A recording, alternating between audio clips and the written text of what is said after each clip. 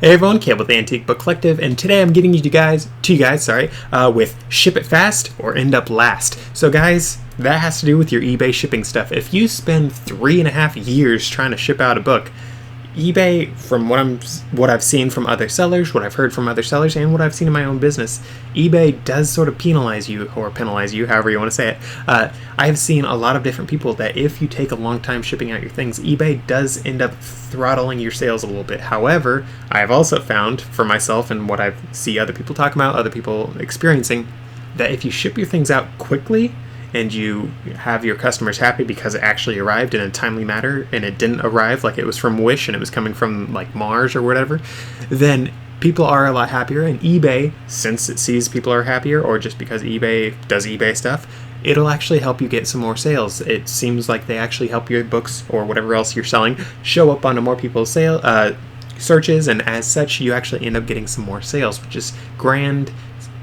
Actually, fan-stinking-tastic, there we go, or just grand, I don't know. But with that said, though, guys, that is something that you can definitely do, is spend a little bit more time each day and make sure that your shipments go out every single day, or maybe even every other day. For me, I personally like to send mine out as soon as I can, but sometimes, let's face it, you do have times where it's like, I can't ship it out today or tomorrow, but I will do it the third day.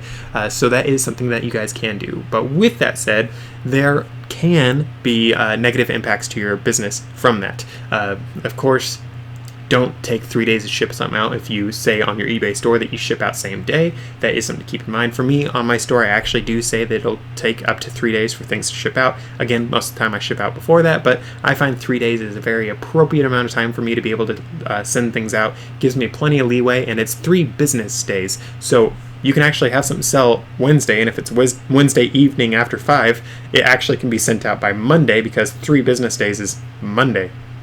Because we have Thursday's the next one, then you have Friday, and then the weekend doesn't actually count. The weekend is bonus days where you can drop off whatever you want, and it is a nice little bonus, so that's really nice. But for me, 3 days works very, very well, and I personally find that I would actually recommend that for most people. However, I've also seen people who talk about, oh yeah, my store's on like a 30-day delivery thing because sometimes I'm busy, and it's like, bro, if I was buying something and I saw 30 days, there's no way on earth I'd be buying that thing if I had a similar option that was same day or 3 days or a week even, because it's like 30 days. I don't even know if you're going to remember it by the time that happens. I don't know if I'll remember it.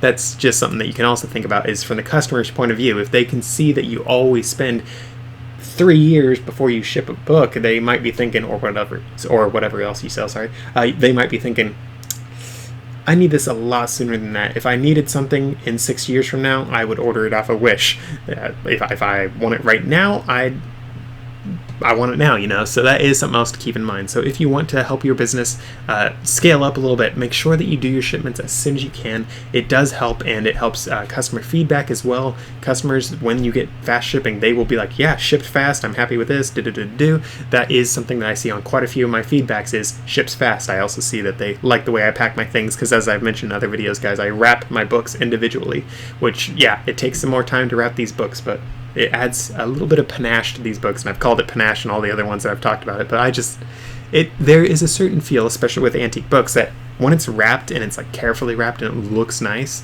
people will see that and they'll instantly be like, wow, this is like fancy. This is not just a person who shoved it into a box and threw it out like Amazon seems to do. Like Amazon, sometimes I feel like they drop kick the books that you order. It's like, I ordered a brand new book and this one came folded in half. How'd that happen?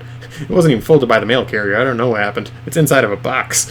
Like, sometimes Amazon, you really get murdered books. So for me, especially with antique books, I like to make sure that they are as well off and as well protected and looking as good as they can before they arrive at their customers. And in addition to that, as I've mentioned many times before, sometimes, guys, you get books, antique books with leather covers. Let's see, I don't actually have any leather cover books behind me. That's funny. But sometimes you get ones with leather covers, and those leather covers, guys, they can get crumbly as everything. If you rub them the wrong way, it can actually rub off the outer layers of the leather. There's just so many issues that can happen with leather. So by wrapping the books, I'm actually protecting the leather cover as well, especially when it's a softer one. They are like the really hard, like almost polished. It looks almost like leather, and then you have other ones that it's like really, really soft stuff, and it's like, wow, there's no way this was ever supposed to last more than 6 years with how soft this leather is. It's really nice, it feels good in my hand, but it just gets abused really hard. So in addition to shipping fast, maybe you should focus also on shipping as best as you can. Maybe just those padded bubble envelopes is not the best thing to ship out at least some of the books that you're doing. For me, I don't use the padded envelopes almost at all. I have to say almost now, because I actually did buy a whole bunch of DVDs and whatnot as sort of a test, and also to try to get rid of all the padded envelopes that I bought years ago. I bought those back when I was doing Amazon FBA because I was thinking I might try Fulfilled by Merchant, and then I just ended up never doing it, but they are the perfect size for DVDs. So that's what I'm using them for, and it's nice to finally get rid of them because I've had to stack them for the longest time, like literally, guys, like 5 years. It's rough. So it's nice to finally get them gone and make some money off of them. So with that said and done, though, guys, I hope this was helpful for you guys. Again, remember, ship it fast or end up last. Nice, good. It's a nice rhyme. It'll hopefully stick in your head. I hope I haunt your dreams with that little saying. And with that said and done, though, guys, thank you for watching. Be sure to check out one of my other videos, including my argument against padded envelopes. I don't like those things. I hate those things because, spoiler alert, the mail people, they do fold those things up. They think they can shove them into mailboxes, and sometimes it damages your books just from that. But with that said, there's my argument against that. Check out that video, and I'll see you guys in the next one.